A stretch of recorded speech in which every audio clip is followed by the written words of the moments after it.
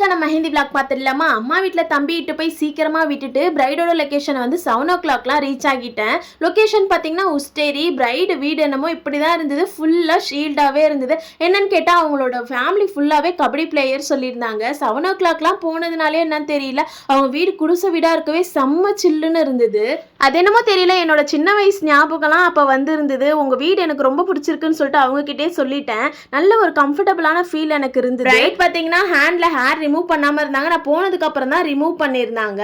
அதுக்காட்டி நான் சூப்பரா ஒரு டிசைனை செலக்ட் பண்ணிடலாமே அப்படின்னு சொல்லிட்டு நான் செலக்ட் பண்ண டிசைனை என் பிரைட் கிட்ட காமிச்சிருந்தேன். நீங்க எது போட்டாலும் எனக்கு ஓகே தான் சிஸ்டர், போடுங்க அப்படின்னு சொல்லியிருந்தாங்க.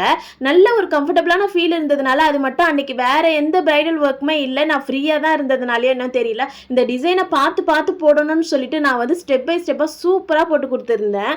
என்னோட பிரைடோட ஹேண்ட் பார்த்தீங்கன்னா நல்ல ப்ராடாக இருந்ததுனால பீகாக் டிசைன் போட்டால் நல்லா இருக்கும்னு சொல்லிட்டு, அதுவும் இது வரைக்கும் நம்ம போடாத பீகாக்காக போடலாம் அப்படின்னு சொல்லிட்டு தான் இந்த டிசைன் நான் செலக்ட் பண்ணேன். எப்பவுமே நிறைய பீகாக் போட்டு பழகிறதுனாலயா என்னன்னு தெரியல, இந்த பீகாக் இப்போ தான் ஃபர்ஸ்ட் டைம்ன்றதுனால எப்படி போட்டு எப்படி முடிக்கிறதுன்றது தெரியாததுனால கொஞ்சம் டைம் வந்து அதிகமாகவே எடுத்துருச்சு. போத் ஹேண்ட்ஸ் ஃப்ரண்ட் மட்டும் முடிக்கிறதுக்கே எனக்கு 3.5 hours கிட்ட எடுத்துருச்சு. ஃப்ரண்ட் மட்டும் முடிச்சுட்டு சாப்பிட்டுட்டோம். சரி, சாப்பிட்டு முடிக்கிறதுக்காட்டி 2 கையுமே ஈவனாக காஞ்சி இருந்தது. சுகர் வாட்டர் அப்ளை பண்ணிட்டு அதுக்கப்புறம் பாத்தீங்கன்னா போட்டோஸ் அண்ட் வீடியோஸ் எடுத்தா சூப்பரா இருந்துச்சு. ஃப்ரண்ட்க்கே இவ்வளவு டைம் ஆனதுனால பேக் ஹேண்ட் வந்து பாத்தீங்கன்னா சிம்பிளாவே போயாச்சு. அது மட்டும் இல்லாம அவங்க டோனுக்கு தகுந்த மாதிரி நான் வந்து பாத்தீங்கன்னா பேக் ஹேண்ட்ல கேப் விட்டு டிசைன் ஃபில் பண்ணியிருந்தேன். அதுவுமே ரொம்ப அழகா இருந்துச்சு. நான் எப்பவுமே பாத்தீங்கன்னா ஹேண்ட்ஸ் ஃபுல்லா கம்ப்ளீட் பண்ணிட்டு தான் அதுக்கப்புறமா தான் லெக் டிசைன் ஸ்டார்ட் பண்ணுவேன். லெக்குக்கு வந்து பாத்தீங்கன்னா மினிமல் டிசைன் தான் கொடுத்துருந்தாங்க. முடிச்சுட்டு வெளியே வந்து பார்த்தா ஈவினிங் நலங்குக்காக ரெடி பண்ணிட்டு இருந்தாங்க. என்னோட ஹஸ்பண்ட் எனக்காக வெயிட் பண்ணிட்டு இருந்தாரு. ரிட்டர்ன் வீட்டுக்கு போகும்போது பாத்தீங்கன்னா நல்ல உச்சி வெயிலா அன்னைக்கு சண்டேன்றதுனால அம்மா பார்த்தீங்கன்னா பிரியாணி செஞ்சு வச்சிருந்தாங்க.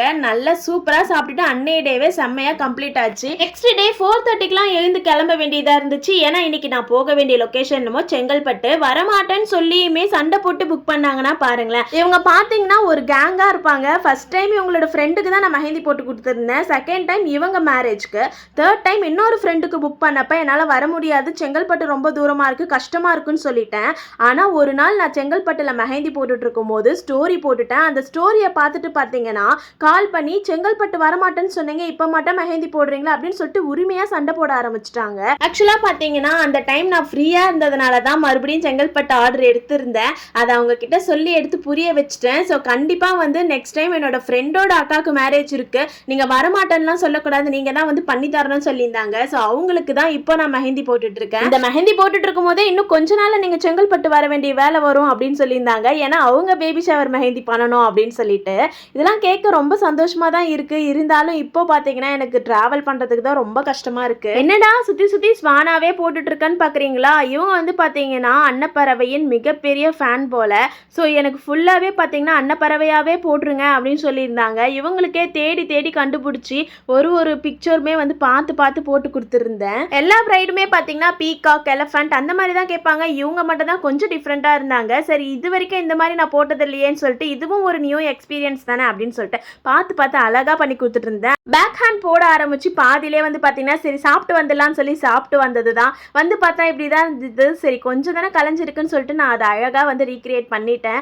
பேக் ஹேண்ட் எனக்கு ரொம்ப பிடிச்சிருந்தது, யூனிக் டிசைனாக இருந்தது.